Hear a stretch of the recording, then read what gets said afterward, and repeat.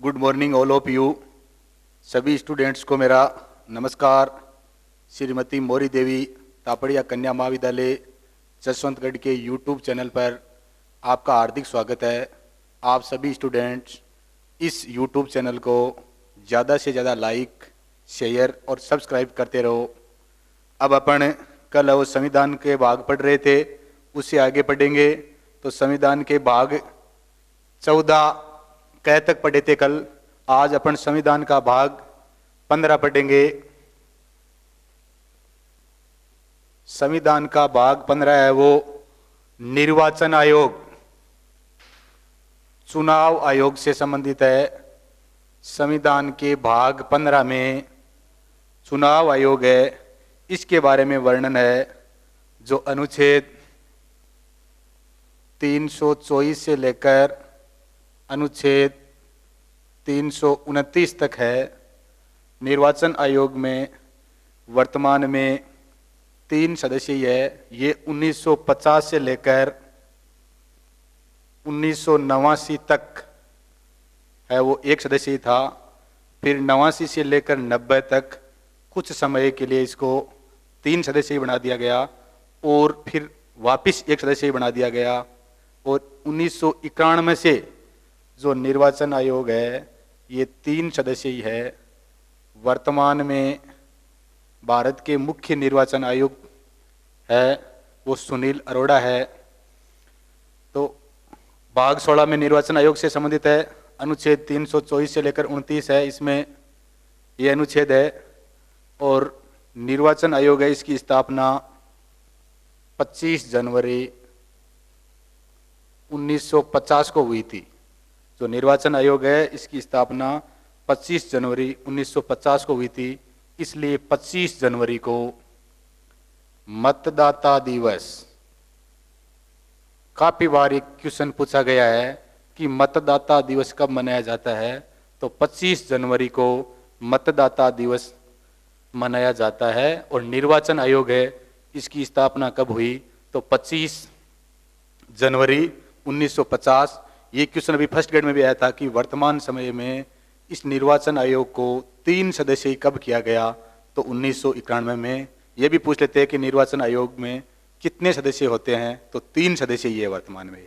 तो ये भाग अपन ने 15 पढ़ा और 15 में निर्वाचन आयोग है जो अनुच्छेद 324 से लेकर 29 तक है।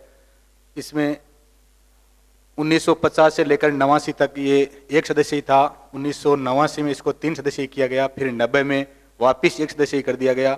1991 से ये 3 सदस्य है। वर्तमान में मुख्य निर्वाचन आयुक्त सुनील अरोड़ा है। और 25 जनवरी 1950 को निर्वाचन आयोग है इसकी स्थापना की गई थी। और 25 जनवरी को मतदाता दिवस मनाया जाता है। ये भाग 15 है। अब अपन भाग 15 के बारे में पढ़ लिया। अब अपन भाग 16 के बारे में पढ़ते हैं। तो संविधान का भाग 16 है, इसमें कुछ वर्गों के लिए विशेष उपबंध है। संविधान का भाग 16 है, इसमें विशेष उपबंध है। कुछ वर्ग ऐसे हैं उनके लिए विशेष उपबंध, विशेष कानून है। तो पूछ ले कि विशेष उपबंधों का है उल्लेख संविधान के किस भाग में है, तो अपने को ध्यान रखना है भाग 16 में। भाग 16 है, इसमें अनुच्छेद 330 से है। तो अनुच्छेद 330 है, इसमें लोकसभा में एससी और एसटी से संबंधित आरक्षण दिया गया है।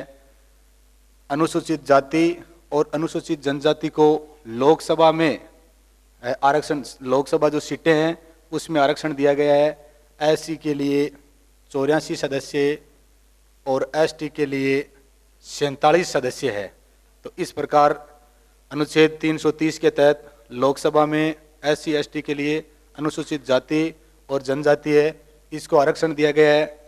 अनुच्छेद 331 है, अनुच्छेद 331, इसमें लोकसभा में आंग्ल भारतीय को, आंग्ल भारतीय आपको पता ही है कौन है, वो लोग हैं जो जिनका पितृत्व पक्ष तो यूरोप महाद्वीप से है, और मातृत्व पक्ष है वो भारत का है, उनसे जो संतान हुई है वो आंग्ल भारतीय है। और उन आंग्ल भारतीयों के लिए अनुच्छेद 331 में लोकसभा में 2 सदस्यों को मनोनीत करने का प्रावधान रखा गया था, परंतु वर्तमान समय में अभी 126वां संविधान संशोधन बिल है वो अपनी संसद में पेश किया गया दिसंबर 2019 में, और उसके तहत अब लोकसभा में और राज्य विधानसभाओं में 126वां संविधान संशोधन बिल के तहत ये जो आरक्षण है ये खत्म कर दिया गया है।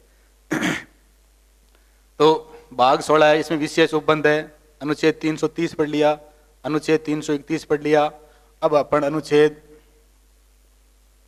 332, अनुच्छेद 332 है, इसमें विधानसभा में जो राज्यों की विधानसभा है उसमें SC ST से संबंधित आरक्षण है। जैसे राजस्थान में 25 है वो ST की है, 34 है वो अनुसूचित जाति की है। तो इस प्रकार अनुच्छेद 332 के तहत राज्य की विधानसभाओं में SC ST के लिए रिजर्व रखा गया है। अनुच्छेद 333, अनुच्छेद 333 में वही जो अनुच्छेद 331 में लोकसभा में आंग्ल भारतीय है, और अनुच्छेद 333 में राज्य विधानसभा में आंग्ल भारतीय एक सदस्य के लिए प्रावधान रखा गया था, परंतु उस 126वें संशोधन बिल के तहत वर्तमान समय में आंग्ल भारतीय है, इनके जो मनोनीत करने का प्रावधान था इसको समाप्त कर दिया गया है। तो भाग 16 इसमें आपको पता चल गया होगा। उसके बाद में अपन अनुच्छेद भाग 16 का अनुच्छेद 334, अनुच्छेद 334 के तहत आरक्षण की जो समय सीमा है, इसमें जो मूल संविधान है इसमें आरक्षण की समय सीमा 10 वर्ष थी। इसको प्रत्येक 10 वर्ष से इस आरक्षण की समय सीमा को बढ़ाया जाता रहा है, और हाल ही में जो मैं अभी आपको बताया था 126वां संविधान संशोधन जो दिसंबर 2019 में बिल पेश किया गया, उसके तहत आरक्षण है इसको 10 वर्ष के लिए और बढ़ा दिया गया है। तो इससे अब अनुच्छेद 334 के तहत अनुसूचित जाति, अनुसूचित जनजाति, इनका आरक्षण 25 जनवरी 2030 तक हो गया है। अनुच्छेद 334 में इसमें SC ST विधानसभा और लोकसभा है, इसके तहत इनका आरक्षण बढ़ा गया है, और अभी ये 25 जनवरी 2030 तक, तो ध्यान रखना है 25 जनवरी 2030 तक इस आरक्षण को कर दिया गया है। और 126वां संविधान संशोधन है, इसके तहत आंग्ल भारतीय है उनका लोकसभा और विधानसभा में जो प्रतिनिधित्व है वो हटा दिया गया है। भाग 15 पढ़ने पड़ा, भाग 16 पढ़ा, अब अपन भाग 17 पढ़ते हैं। भाग जो 17 है, भाग 17 में जो भाग 17 है, भाग 17 है वो राजभाषा से संबंधित है। भाग 17 में भाग 17 है, इसमें हमारी राजभाषा कौन सी होगी, किस अनुच्छेद के तहत होगी, इसको कब मान्यता दी गई, ये बातें लिखी गई है। भाग 17 राजभाषा से संबंधित है।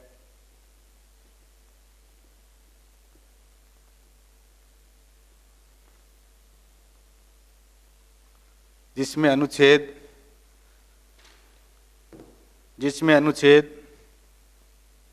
343 से लेकर अनुच्छेद 351 तक है। भाग 17 और राजभाषा से संबंधित है। अनुच्छेद इसमें 343 से लेकर 351 तक है। इसमें जो भाग 17 का जो अध्याय 1 है, इसमें संघ की भाषा, अपना संघ है, केंद्र है, इसकी क्या भाषा होगी, तो संघ की भाषा अनुच्छेद 343 व अनुच्छेद 344 संघ की भाषा। अब अपनी राजभाषा है वो हिंदी है। हिंदी को राजभाषा संविधान के किस अनुच्छेद के तहत दर्जा दिया गया या मान्यता दी गई, तो अनुच्छेद 343 के तहत। ध्यान रखना है, काफी बार क्वेश्चन आया गया है कि हिंदी है, इसको किस अनुच्छेद के तहत राजभाषा का दर्जा दिया गया है? तो अनुच्छेद 343 है। हिंदी दिवस कब मनाया जाता है? तो ध्यान रखना है 14 सितंबर को हिंदी दिवस मनाया जाता है और 14 सितंबर 1949 को हिंदी को राजभाषा का दर्जा दिया गया। और किस अनुच्छेद के तहत? अनुच्छेद 343 के तहत। तो अपन भाग 17 के अध्याय 1 में संघ की भाषा पढ़ी। जो अध्याय 2 है इसमें पारदेशिक भाषाएं हैं। अध्याय 2 में पारदेशिक राज्यों की भाषाएं हैं। पारदेशिक भाषाएं जो अनुच्छेद 345 से लेकर अनुच्छेद 347 तक है। पारदेशिक भाषाएं हैं अनुच्छेद 345 से लेकर अनुच्छेद 347 तक है। और जो इस भाग 17 का अध्याय या चैप्टर 3 है इसमें सर्वोच्च न्यायालय और उच्च न्यायालय की भाषाएं हैं। जैसे अपने सर्वोच्च न्यायालय और उच्च न्यायालयों में हिंदी और अंग्रेजी, उसके साथ में जैसे गुजरात है तो उसमें गुजराती भाषा में होता है, पंजाब है पंजाबी भाषा में होता है। तो वो उनको अपना अधिकार दिया गया है कि वो किस भाषा में काम करेंगे। अध्याय 4 है इसी भाग 17 का। इस अध्याय 4 में है वो अनुच्छेद 350 और अनुच्छेद 351 है।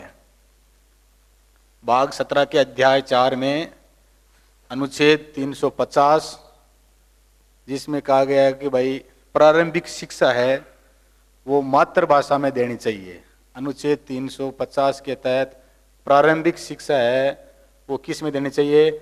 मातृभाषा में देनी चाहिए। ये क्वेश्चन काफी बार पूछा गया है कि किस अनुच्छेद के तहत प्रारंभिक शिक्षा है वो मातृभाषा में देनी चाहिए। तो अनुच्छेद कौन सा है? अनुच्छेद 350 है। अनुच्छेद जो 351 है, अनुच्छेद 351 है इसमें हिंदी है, इसको ज़्यादा से ज़्यादा प्रोत्साहन देना है। अनुच्छेद 351 के तहत हिंदी को अधिक से अधिक प्रोत्साहन देना है। तो अपन ने ये भाग 17 पढ़ा। भाग 17 है वो राजभाषा से संबंधित है। अनुच्छेद 343 से लेकर 51 तक है। इसको 4 अध्यायों में बांटा गया है और अलग अलग अध्यायों के बारे में अपन ने चर्चा की। अब अपन भाग 18 पढ़ेंगे।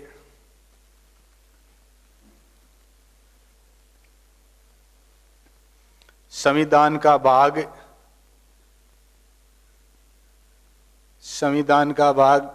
18।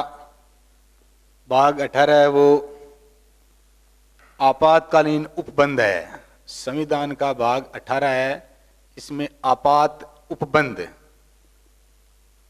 जो अनुच्छेद 352 से लेकर अनुच्छेद 360 तक काफी बार ये क्वेश्चन पूछा गया है कि आपातकालीन उपबंध है उनका वर्णन संविधान के किस भाग में है? तो सीधा ध्यान रखना है भाग 18 में है। संविधान के किस भाग में है? भाग 18 में है। संविधान के भाग 18 में कहां से कहां तक अनुच्छेद है? तो अनुच्छेद 352 से लेकर 360 तक। अनुच्छेद 352 में राष्ट्रीय आपातकाल, अनुच्छेद 356 में राज्य आपातकाल या राज्य में राष्ट्रपति शासन और अनुच्छेद 360 में वित्तीय आपातकाल, जो आज तक अपने देश में वित्तीय आपातकाल अभी नहीं लगा है। तो आपातकालीन उपबंध है। अब पूछ ले कि आपातकालीन उपबंध है वो किस देश से लिए गए हैं? तो आपातकालीन उपबंध है वो किस देश से लिए गए हैं? जर्मनी से लिए गए हैं। ध्यान रखना है आपातकालीन उपबंध है किस देश से लिए गए हैं? तो किस देश से लिए गए? जर्मनी से। इसमें आपको एक बात का और ध्यान रखना है कि जो वित्तीय आपात जो मैंने आपको बताया अनुच्छेद 360 में है वित्तीय आपात, और ये किस देश से लिया गया है? तो इसका ध्यान रखना है ये वित्तीय आपातकाल है वो अमेरिका से लिया गया है। इस बात का ध्यान रखना। काफी बार पूछा गया आपातकालीन उपबंधों का संविधान के किस भाग में वर्णन है? तो संविधान के भाग 18 में अनुच्छेद 352 से लेकर 360 तक। अनुच्छेद 352 में राष्ट्रीय आपातकाल, अनुच्छेद 356 में राज्य आपातकाल या राज्य में राष्ट्रपति शासन और अनुच्छेद 360 में वित्तीय आपातकाल। अब वित्तीय, अगर आपातकालीन उपबंधों का पूछ ले कि आपातकालीन जो ये आपातकालीन जो उपबंध है ये कहाँ से लिए गए हैं, तो आपात उपबंध कहाँ से लिए गए, तो ये तो जर्मनी से लिए गए हैं। पर अपने को सिर्फ प्रश्न ये पूछ ले कि वित्तीय जो आपातकाल है ये कहाँ से लिया गया है, या वित्तीय आपात का उपबंध है वो कहाँ से लिया गया है, जो अनुच्छेद 360 के तहत लगता है। तो इसका अपने को ध्यान रखना, ये कहाँ से लिया गया है, अमेरिका से। दो बातों का ध्यान रखना है, आपातकालीन उपबंध जर्मनी से लिए गए हैं, ठीक है, और इसमें राष्ट्रपति है आपातकाल की घोषणा करता है। ये उपबंध जर्मनी से लिए गए, परंतु वित्तीय जो आपातकाल है ये किससे लिए, कहां से लिए गए, अमेरिका से लिए गए हैं। अनुच्छेद 352 अपन चर्चा कर चुके हैं। ये 3 आधार पर लगता है, युद्ध या बाह्य आक्रमण, सशस्त्र विद्रोह, युद्ध, बाह्य आक्रमण और सशस्त्र विद्रोह। पहले इस सशस्त्र विद्रोह की जगह आंतरिक अशांति था। आपको पता है 25 जून 1975 को इंदिरा गांधी ने आंतरिक अशांति के नाम पर आपातकाल लगाया था, और इसी की वजह से जब 1977 में देश में चुनाव हुए और मोरारजी देसाई प्रथम गैर कांग्रेसी प्रधानमंत्री बने, उन्होंने संविधान में 44वां अमेंडमेंट संविधान संशोधन करवाया, और उसके तहत इस शब्द को, जो आंतरिक अशांति है, इस शब्द को हटाकर यहाँ पर क्या कर दिया, सशस्त्र विद्रोह कर दिया। इस बात का ध्यान रखना है। तो मूल संविधान में तो शब्द था आंतरिक अशांति, और वर्तमान में इस आंतरिक अशांति शब्द की जगह क्या कर दिया है, सशस्त्र विद्रोह। अब है वो आंतरिक अशांति के आधार पर आपातकाल नहीं लगाया जा सकता, अब सशस्त्र विद्रोह के आधार पर ही आपातकाल लगता है। और आंतरिक अशांति के नाम पर एक बार आपातकाल लगाया, जो इंदिरा गांधी के समय लगा था, और इंदिरा गांधी के निर्वाचन को लेकर विवाद हुआ था, जिसकी वजह से पूरे देश में असंतोष फैल गया था।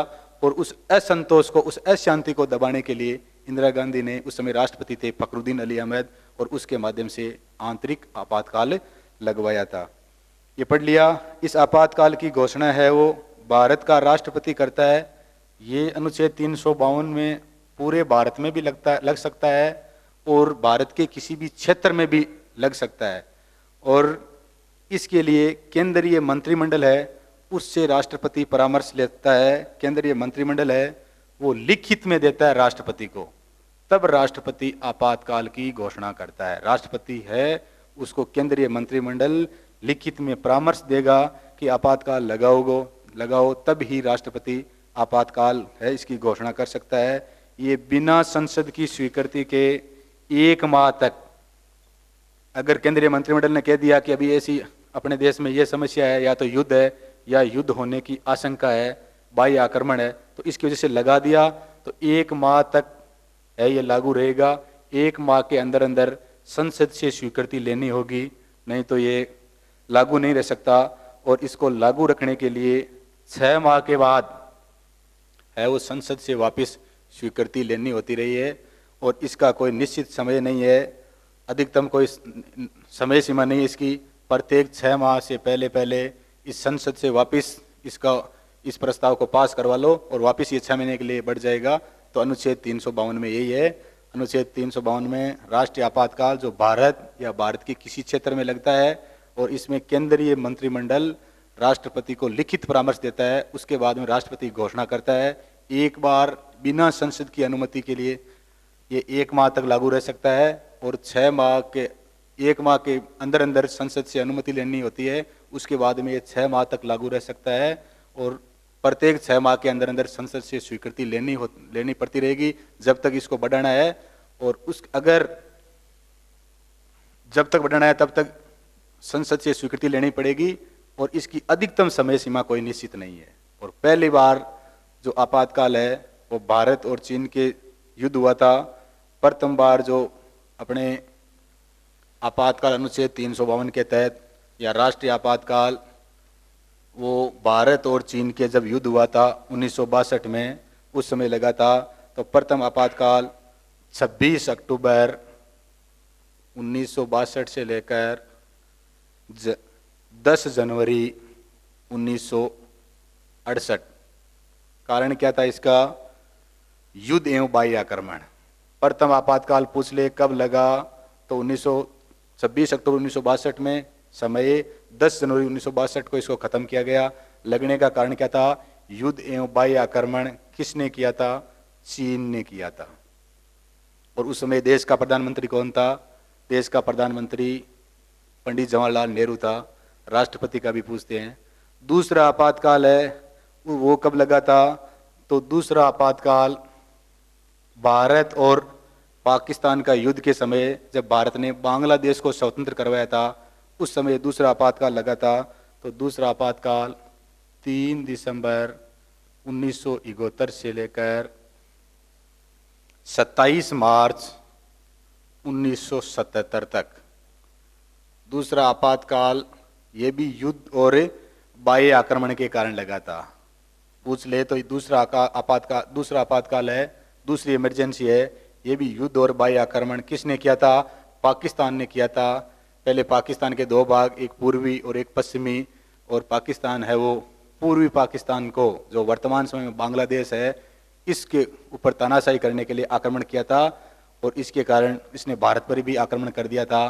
फिर भारत ने बांग्लादेश को 16 दिसंबर 1971 को स्वतंत्र कराया था और बांग्लादेश एक नया देश बना था। तो दूसरा आपातकाल 3 दिसंबर 1971 को लगा और ये 27 मार्च 1977 तक रहा। लगने का कारण पाक ने हमारे से युद्ध और बाह्य आक्रमण कर दिया, इसके कारण लगा ये, और एक नया देश स्वतंत्र हुआ, वो था बांग्लादेश। तीसरा जो आपातकाल है ये 26 जून, कहीं कहीं 25 जून भी आता है, और 1975 में लगा ये, और 21 मार्च 1977 तक ये रहा। इसको आपातकाल में आपातकाल भी कहते हैं, क्योंकि उस समय आपातकाल लगा हुआ था और आपातकाल लग गया, और तो इसे आपातकाल में भी आपातकाल कहते हैं। और ये आपातकाल है ये आंतरिक अशांति के कारण लगा। तीसरा आपातकाल जो 26 जून 1975 को लगा इंदिरा गांधी के समय, और ये जो आपातकाल लगा ये आंतरिक अशांति के कारण, मैंने आपको बता दिया।